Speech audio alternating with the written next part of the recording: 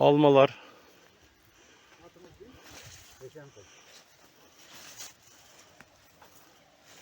Ekim'in 17. yılı Ulan Hacı'dan alıngan bunaki karlik almalar. Bunaki.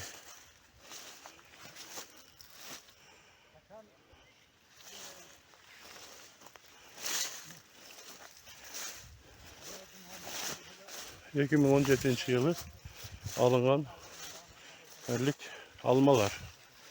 Bunaki.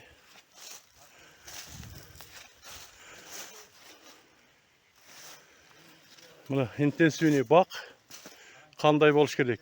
İntensivini bak, kanday düşün beret. Bunaki.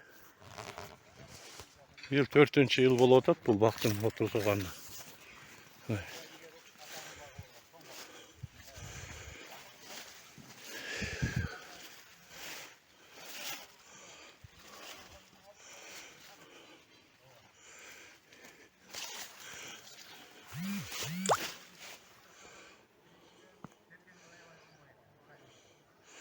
Bu tergen götlerin gaylu.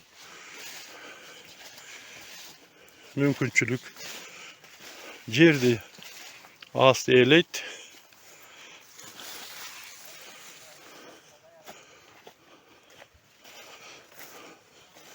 Bunu yaptı. Bir çift sortu. Naki.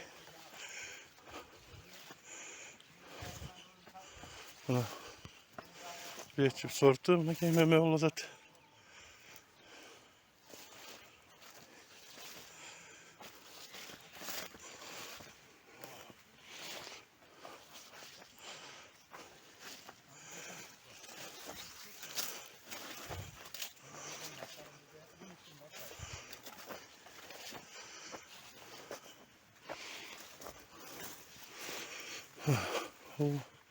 Almalar.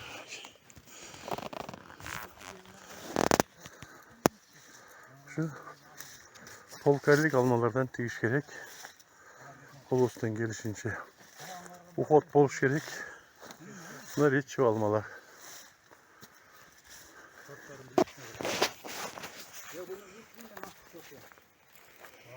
Buna göre